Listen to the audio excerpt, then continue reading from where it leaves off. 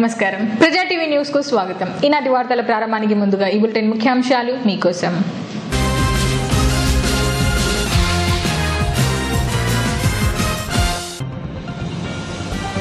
టీడీపీతోనే అభివృద్ధి సాధ్యమన్న ఎమ్మెల్యే భూమా బ్రహ్మానందరెడ్డి.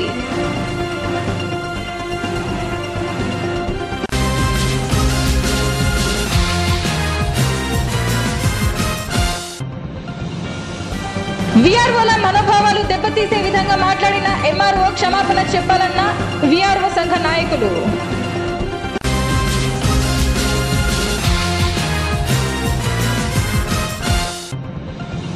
అనారోగ్యంతో మృతి చెందిన టీడీపీ నాయకుని మృతదేహానికి పూలమాల వేసి నివాళులర్పించిన ఎమ్మెల్యే భూమా బ్రహ్మానందరెడ్డి.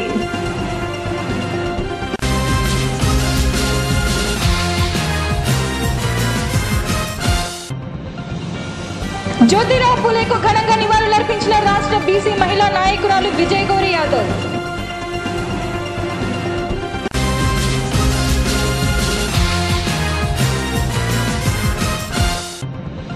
నందిపల్లి రైతులకు అవగాహన సదస్సు నిర్వహించిన మహానంది వ్యవసాయ కళాశాల విద్యార్థులు.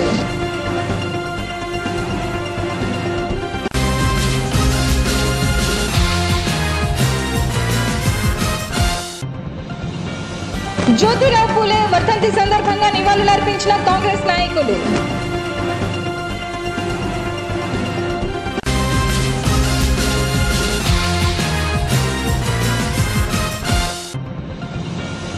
నంద్యాలకు చేరుకున్న హోదాకై సమరయాత్ర, ప్రత్యేక హోదా సాధనే లక్ష్యమన్న విద్యార్థి సంఘాలు.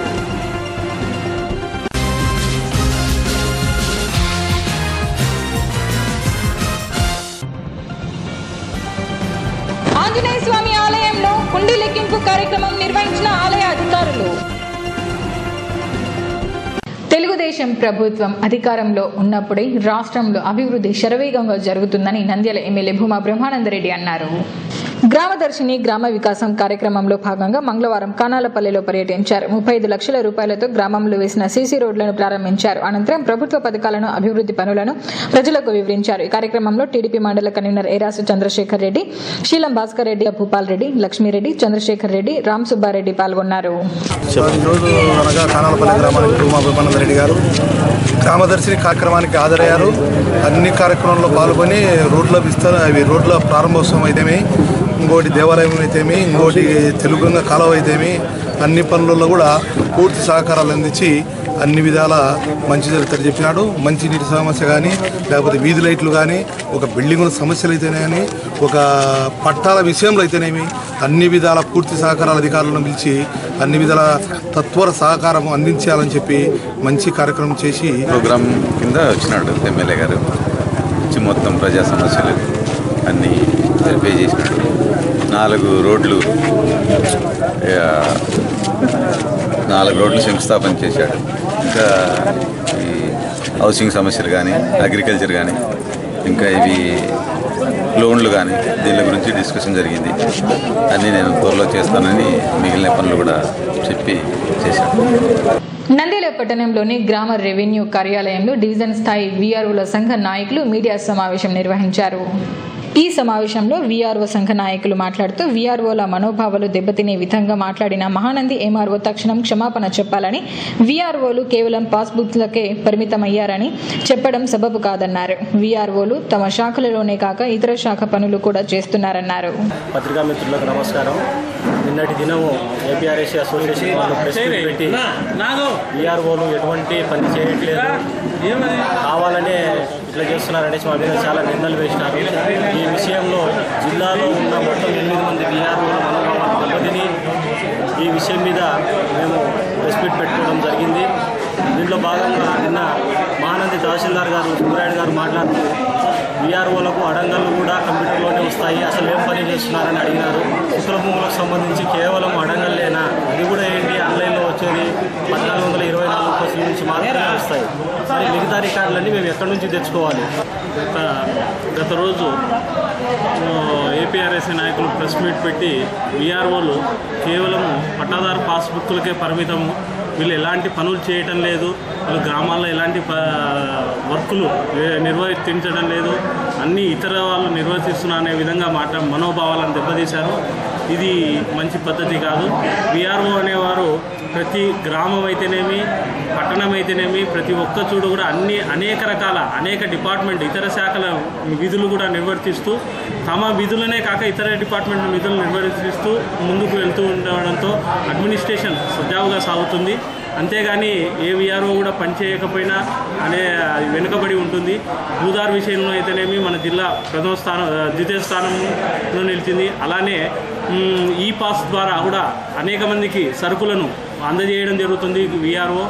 ఇలాంటి పనులు చేస్తున్న పెన్షన్లు పంచడం అయితేనేమి ఇలాంటి పనులను చేస్తూ ప్రతి ఒక్కరికి అందుబాటులో ఉంటున్నారు. ఇలాంటి విషయాలను దృష్టిలో ఉంచుకొని ఏపీఆర్ఎస్ఏ నాయకులు ఏం పని చేయడం లేదని మాట్లాడడం బాగాలేదు. కాబట్టి ఈ వ్యాఖ్యలు వెనక్కి తీసుకోవాలి. మా అసోసియేషన్ తరఫున మేము డిమాండ్ చేస్తున్నాం. ఏపీఆర్ఎస్ఏ రాష్ట్ర స్థాయి నాయకుడైనటువంటి కేసీ సుబ్బారెడ్డి గారు నిన్న ప్రెస్ మీట్లో పిఆర్ఓల మనోభావాలు దెబ్బతీసే విధంగా మాట్లాడడం సరికాదు. రాష్ట్ర స్థాయి పదవి నిర్వహిస్తున్న మీరు జిల్లా స్థాయిలో సమస్యలు వస్తే దాన్ని పరిష్కరించడానికి కృషి చేయాలి, కానీ మీరే విఆర్ఓల గురించి చెడుగా మాట్లాడడం పద్ధతి కాదని తెలియజేస్తున్నాము. మీకు ఏదైనా సమస్యలు విఆర్ఓల సమస్యలు ఉంటే కర్నూలు జిల్లా కలెక్టర్ గారి దృష్టికి తీసుకుపోండి, లేకపోతే ఉన్నతాధికారుల దృష్టికి తీసుకుపోండి, లేకుంటే మీకు చేతనైతే మీరు చర్యలు తీసుకోండి. అంతేకాని ఇట్లా విలేకరుల సమావేశం పెట్టి మా మనోభావాలను దెబ్బతీస్తే ఊరుకునే ప్రసక్తి లేదని ఈ సందర్భంగా తెలియజేస్తున్నాము. నంద్యాల మండలం పోలూరు గ్రామంలో అనారోగ్యంతో మృతి చెందిన టీడీపీ నాయకుడు శివరాం రెడ్డి మృతదేహానికి పూలమాలలు వేసి ఎమ్మెల్యే భూమా బ్రహ్మానందరెడ్డి నివాళులర్పించారు. బుధవారం నంద్యాల మండలం పోలూరు గ్రామ టీడీపీ నాయకుడు శివరాం రెడ్డి అనారోగ్యంతో మృతి చెందాడనే విషయం తెలుసుకున్న ఎమ్మెల్యే భూమా బ్రహ్మానందరెడ్డి పోలూరు గ్రామంలోని ఆయన నివాసంలో శివరాం రెడ్డి మృతదేహానికి పూలమాలలు వేసి నివాళులర్పించారు. ఆయన కుటుంబాన్ని అన్ని విధాలా ఆదుకుంటామని కుటుంబ సభ్యులకు ఎమ్మెల్యే హామీ ఇచ్చారు. మహాత్మా జ్యోతిరావు పూలే 128వ వర్ధంతిని పురస్కరించుకొని రాష్ట్ర బీసీ మహిళా నాయకురాలు విజయ గౌరీ యాదవ్ ఆధ్వర్యంలో ఆయన విగ్రహానికి పూలమాలలు వేసి నివాళులర్పించారు. జ్యోతిరావు పూలే 128వ వర్ధంతి సందర్భంగా నంద్యాల పట్టణంలోని పద్మావతి నగర్ ఆర్చ్ వద్ద ఉన్న మహాత్మా జ్యోతిరావు పూలే విగ్రహానికి రాష్ట్ర బీసీ మహిళా నాయకురాలు విజయ గౌరీ యాదవ్ ఆధ్వర్యంలో ఆయన విగ్రహానికి పూలమాలలు వేసి ఘనంగా నివాళులర్పించారు. బీసీల కులాల కోసం జ్యోతిరావు పూలే ఎంతో కృషి చేశారని, ఆయన ఆశయాలని అందరూ కలిసికట్టుగా ఉండి నెరవేర్చాలన్నారు. కార్యక్రమంలో శ్రీరాముల యాదవ్, చంద్రశేఖర్ యాదవ్, లక్ష్మీనాథ్ యాదవ్, సాలమ్మ, మల్లికార్జున, మల్లీశ్వరమ్మ, బీసీ నాయకులు, కార్యకర్తలు పాల్గొన్నారు. మన బీసీ నాయకుడైనటువంటి మహాత్ముడు జ్యోతిరావు పూలే గారు భారతదేశంలో ఇద్దరే మహాత్ములనే బిరుదాంకితం కలిగిన వాళ్ళు. వాళ్ళల్లో ఒకరు మోహన్ దాస్ కరమ్చంద్ గాంధీ, ఒకరు వచ్చేసి జ్యోతిరావు పూలే గారు. వీళ్ళు మనకి చాలా ఆదర్శనీయమైనటువంటి వాళ్ళు. బీసీ కులాల కోసం చాలా పాటుపడినటువంటి వ్యక్తి. ఆయనను ఆదర్శంగా తీసుకొని ఆయన ఆశయాలను మనమందరం కూడా కలిసికట్టుగా నెరవేరుద్దాం. మహానంది మండల రైతులకు మహానంది వ్యవసాయ కళాశాల విద్యార్థులు అవగాహన సదస్సు నిర్వహించారు. మహానంది మండలం నందిపల్లె రైతులకు వ్యవసాయ కళాశాలలో 3వ సంవత్సరం చదువుతున్న విద్యార్థులు మొక్కజొన్నపై కత్తెర పురుగు నష్టం, వాటి నివారణ గురించి అవగాహన సదస్సు నిర్వహించారు. గ్రామంలో కళాశాల విద్యార్థులు అవగాహన ర్యాలీ నిర్వహించారు. ఈ కార్యక్రమంలో ప్రొఫెసర్ విజయభాస్కర్, స్వరాజ్యలక్ష్మి, సతీష్, వ్యవసాయ శాఖ ఏవో సుబ్బారెడ్డి, ఏఈఓ బాలలింగమయ్య, ఎంపీఓ శ్రావణి తదితరులు పాల్గొన్నారు. అదే కాదానికి అనుకోవడానికి మనకు ఆర్మూవెన్గా అబ్డామిన్ అంటే 8th అబ్డామిన్ అంటే లాస్ట్లో వస్తుంది రైతులకి. దానిపైన 4 చతురస్రాకారంలో మనకి చిన్న చిన్న మచ్చలు కనిపిస్తాయి నల్లవి, అది ఒకటి. తర్వాత దాని మూతి దగ్గర వై షేప్ ఆకారంలో వైట్ లాగా ఒకటి వస్తుంది. ఈ 2 ఉన్నాయంటే కంపల్సరీ అది ఫాల్ ఆర్మీ అని మీరు గుడ్డిగా పెట్టుకోవచ్చు. ఆ విధంగా వచ్చిన తర్వాత అది కంపల్సరీ ఫాల్ ఆర్మీ అని మనం ఐడెంటిఫికేషన్ చేయగలం. ఆ విధంగా చేసిన తర్వాత నెక్స్ట్ అది ఎలా జరుగుతుంది, దాని యొక్క నష్టం ఏంటనేది మొత్తం ఇప్పుడు అందరూ అది చాలా వరకు చాలా ఫాస్ట్గా దాని లైఫ్ సైకిల్ అంటే దాని యొక్క ప్రమాణం చాలా ఉత్పత్తి చేసుకోవడానికి జరుగుతుంది. మహాత్మా జ్యోతిరావు పూలే 128వ వర్ధంతి సందర్భంగా కాంగ్రెస్ పార్టీ నాయకులు ఆయన విగ్రహానికి పూలమాలలు వేసి నివాళి అర్పించారు. స్థానిక పద్మావతి నగర్ ఆర్చ్ వద్ద ఉన్న జ్యోతిరావు పూలే విగ్రహానికి కాంగ్రెస్ పార్టీ నాయకులు పూలమాలలు వేసి నివాళులర్పించారు. జ్యోతిరావు పూలే అంటరానితనం, కుల వ్యవస్థ, మహిళల పట్ల వివక్ష నిర్మూలనకు ఎంతగానో కృషి చేశారని, బహుజనుల హక్కుల కోసం ఆయన పోరాటం చేశారని గుర్తు చేసుకున్నారు.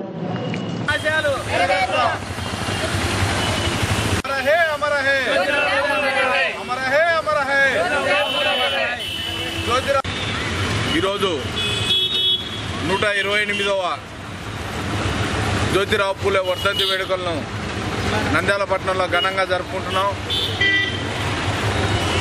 బడుగు బలహీన వర్గాల ఉన్నతికై ఎంతో కృషి చేసిన వ్యక్తి జ్యోతిరావు పూలే గారు. మహిళలను కూడా ఎంతో చైతన్యవంతులను చేయాలి అని చెప్పి తన భార్యనే చదివించి ఒక ఉత్తమ ఉపాధ్యాయురాలుగా తీర్చిదిద్ది అనుకున్న పనిని కార్యాచరణలో పెట్టిన వ్యక్తి జ్యోతిరావు పూలే గారు. వారి ఆశయాలకు అనుగుణంగా, వారి సిద్ధాంతాలకు అనుగుణంగా ఈరోజు అంతా కూడా జరుపుకుంటున్నాము. బలహీన వర్గాలకు ఆశాజ్యోతి జ్యోతిరావు పూలే గారు. ఆయన యొక్క సేవలను మనం స్మరించుకుంటూ ఈరోజు పట్టణంలో ఆయన 128వ వర్ధంతి జరుపుకోవడం కాంగ్రెస్ పార్టీ తరఫున మేము వారికి ధన్యవాదాలు తెలుపుకుంటున్నాం. ప్రత్యేక హోదా సాధన కోసం విద్యార్థి యువజన సంఘాలు తలపెట్టిన హోదాకై సమరయాత్ర జీబుజాత నంద్యాలకు చేరుకుంది. విద్యార్థి యువజన సంఘాలు జేఏసీ ఆధ్వర్యంలో ఏపీకి ప్రత్యేక హోదా, విభజన హామీలు అమలు చేయాలని రాష్ట్ర వ్యాప్తంగా సమరయాత్ర జీబుజాత నంద్యాలకు చేరుకోవడం జరిగింది. స్థానిక రామకృష్ణ డిగ్రీ కళాశాల ఆడిటోరియంలో 700 మంది విద్యార్థులతో సదస్సు ఏర్పాటు చేయడం జరిగింది. ఈ కార్యక్రమం ఏఐఎస్ఎఫ్ జిల్లా అధ్యక్షుడు ధనంజయుడు, ఏఐవైఎఫ్ జిల్లా అధ్యక్షుడు నాగరాముడుల అధ్యక్షతన జరిగింది.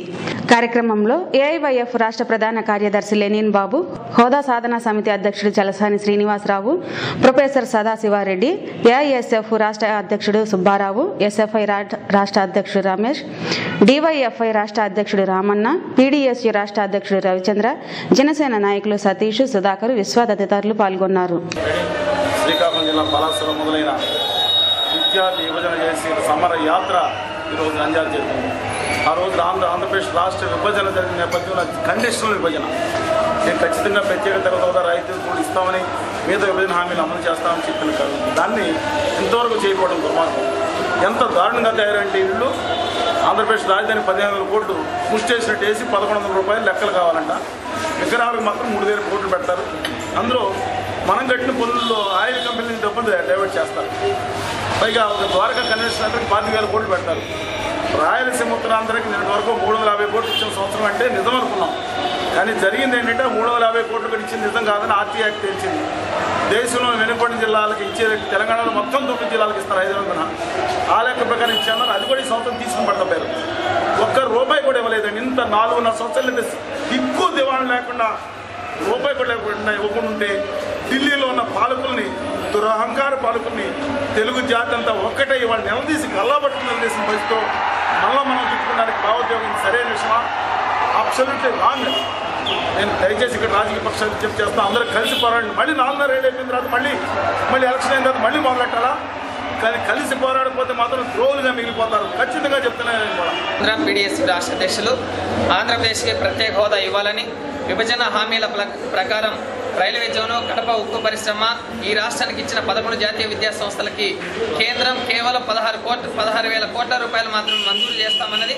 ఇచ్చింది 4.5 ఏళ్ళలో 620 కోట్లు మాత్రమే.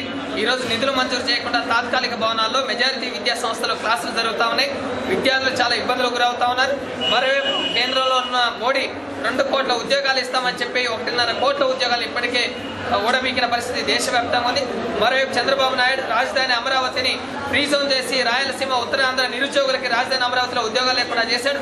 33 లక్షల మంది నిరుద్యోగులు ఉంటే ఆయన కుమారుడికి లోకేష్ బాబుకి మంత్రి పదవి ఇచ్చి ఈరోజు నిరుద్యోగుల ఆశలపైన నీళ్లు చల్లిన పరిస్థితి రాష్ట్రంలో ఉంది. చంద్రబాబు నాయుడు మరోవైపు ధర్మ పోరాట దీక్షల పేరుతో అధర్మ పోరాటాలు చేస్తూ ఇప్పటికే 4.5 ఏళ్ళు నిద్ర నటించి మేల్కొని నేను ప్రత్యేక హోదా కోసం పోరాటం చేస్తున్నానని మళ్ళీ ఎన్నికల ప్రచారాన్ని కొనసాగిస్తున్న నేపథ్యంలోనే విద్యార్థి యువజన సంఘాల జేఏసీ మరియు ప్రత్యేక హోదా విభజన హామీల సాధన సమితి ఆధ్వర్యంలో రాష్ట్ర వ్యాప్తంగా ఈ సమరయాత్రను కొనసాగిస్తా ఉన్నాం. ఆంధ్రప్రదేశ్ ప్రత్యేక హోదా విభజన హామీల సాధన కోసం విద్యార్థి సంఘాల జేఏసీ సమరయాత్ర నిర్వహిస్తా ఉన్నాం. సమరయాత్రలో ఆంధ్రప్రదేశ్ ప్రత్యేక హోదా విభజన హామీల సాధనా సమితి రాష్ట్ర చలసాని శ్రీనివాస్ గారు, అదేవిధంగా విద్యార్థి సంఘాల నాయకుల ఆధ్వర్యంలో 15 రోజుల పాటు శ్రీకాకుళం నుంచి అనంతపురం ఎస్కే యూనివర్సిటీ జరిగే ఈ సమరయాత్రలో అనేక జిల్లాల్లో విద్యార్థి చైతన్యం చేస్తూ ప్రత్యేక హోదా విభజన హామీలు అమలు చేయడంలో కేంద్రంలో ఉన్నటువంటి బీజేపీ ప్రభుత్వం వైఫల్యాన్ని ఎండగడుతూ ప్రత్యేక హోదే ఆంధ్రప్రదేశ్ అభివృద్ధికి మూల కారణం దాని వైపున ఉండాలని చైతన్యం చేస్తూ ఈ కార్యక్రమం నిర్వహిస్తూ ఉన్నాం. నంద్యాల ఆంజనేయ స్వామి ఆలయంలో హుండీ లెక్కింపు కార్యక్రమం నిర్వహించారు. నంద్యాల ఆర్టీసీ బస్టాండ్ వద్ద ఉన్న ఆంజనేయ స్వామి ఆలయంలో హుండీ లెక్కింపు కార్యక్రమం నిర్వహించారు. గత 6 నెలల కాలం పాటు వచ్చిన ఆదాయాన్ని లెక్కించారు. హుండీ ఆదాయం 3,82,350 రూపాయలు ఆదాయం వచ్చిందని ఆలయ అధికారులు తెలిపారు. కార్యక్రమంలో అధికారులు కిరణ్ కుమార్, భక్త బృందం, ధర్మకర్త మండలి సభ్యులు పాల్గొన్నారు. ఓం శ్రీ ఆంజనేయ స్వామి నమః. ఈరోజు శ్రీ ఆంజనేయ స్వామి దేవస్థానంలో హుండీ కార్యక్రమం ఏర్పాటు చేయనున్నది. ఈ యొక్క హుండీ కార్యక్రమం 6 నెలల కాలం పాటు జరిగిన హుండీ లెక్కింపు ఇన్స్పెక్టర్ కిరణ్ కుమార్ రెడ్డి మరియు భక్త బృందము యాడికి శ్రీదేవి గారి ఆధ్వర్యంలో మరియు భక్త బృందంతో ఈరోజు హుండీ కార్యక్రమం జరిగింది. మరియు ధర్మకర్త మండలి అందరి సమక్షంలో హుండీ కార్యక్రమం ఏర్పాటు చేయడం అనేది. వార్తలు ముగించే ముందు ముఖ్యాంశాలు మరోసారి.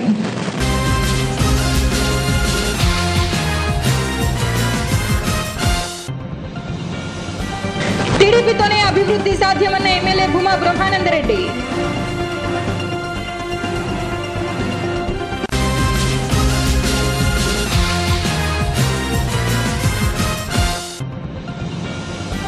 వీఆర్ఓల మనోభావాలు దెబ్బతీసే విధంగా మాట్లాడిన ఎంఆర్ఓ క్షమాపణ చెప్పాలన్న వీఆర్ఓ సంఘ నాయకులు.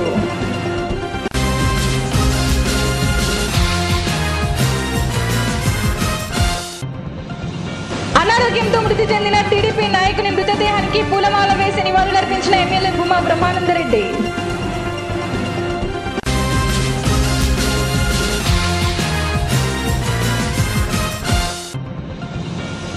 జ్యోతిరావు పూలేకు ఘనంగా నివాళులర్పించిన రాష్ట్ర బీసీ మహిళా నాయకురాలు విజయ్ గౌరి యాదవ్.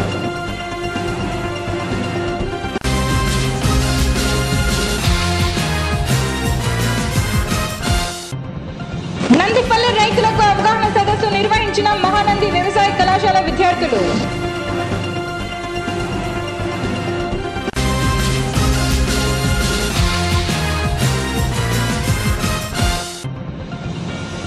జ్యోతిరావు పూలే వర్ధంతి సందర్భంగా నివాళులర్పించిన కాంగ్రెస్ నాయకులు.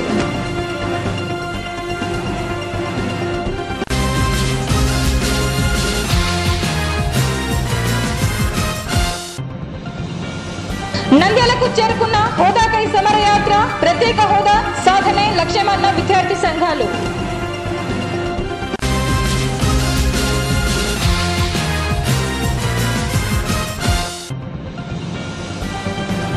ఆంజనేయ స్వామి ఆలయంలో హుండీ లెక్కింపు కార్యక్రమం నిర్వహించిన ఆలయ అధికారులు. ఈ వార్తలు ఇంతటితో సమాప్తం. మరిన్ని అప్డేట్స్ కోసం చూస్తూనే ఉండండి ప్రజా టీవీ. ప్రశ్నించే హక్కు మీది, చూపించే సత్తా మాది. Voice is yours.